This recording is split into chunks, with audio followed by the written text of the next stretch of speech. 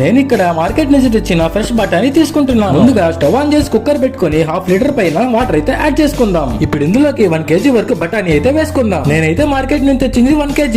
అది పొట్టు తీసేసరికి 800 grams అయి ఉంటుంది. ఇప్పుడైతే ఒక పెద్ద కప్పు వరకు పొటాటోస్ అయితే వేసుకుందాం. ఇప్పుడు ఇందులోకి 2 టీ స్పూన్ వరకు పసుపు అయితే యాడ్ చేసుకుందాం. 3 పచ్చిమిరపకాయలు రెండుగా చేసి అందులో వేసేయండి. ఇప్పుడు ఇందులోకి 2 టీ స్పూన్ వరకు సాల్ట్ అయితే యాడ్ చేయండి.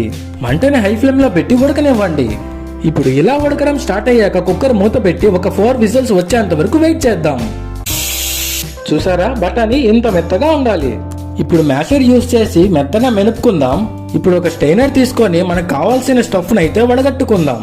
ఇప్పుడు ఇలా వడగట్టుకున్న దాన్ని ఒక ప్లేట్ లో అయితే సర్వ్ చేసుకుందాం. మన స్టఫ్ అయితే రెడీ అయిపోయింది. ఇప్పుడు మనకు కావాల్సింది పూరి. పూరి కోసం పాన్ పెట్టి ఆయిల్ హీట్ చేసుకున్నాక పానీపూరి పాపడ్ని అయితే అందులో వేసేసుకుందాం. జాగ్రత్తగా చూసుకోండి, పానీపూరి మాడిపోయే ఛాన్స్ ఉంది. ఇప్పుడు ఎలా ఆ పూరికి హోల్ పెట్టి అందులోకి మన ఆలు బఠానీ స్టఫ్ అయితే వేసుకుందాం.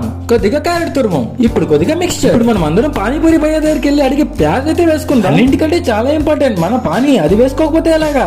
అలాగే కొద్దిగా పెరుగు కూడా వేసుకుందాం. అలా నోట్లో వేసుకుని తినడమే. ఇంకా నిజంగా చెప్తున్నాను, నేను చేసిన ఈ పానీపూరి అయితే చాలా అంటే చాలా బాగుంది. మీరు కూడా ట్రై చేసి ఎలా ఉందో కమెంట్ చేసేయండి. అలాగే సబ్స్క్రైబ్ చేసుకొని బెల్ ఐకాన్ అయితే ఆన్ చేసి పెట్టుకోండి.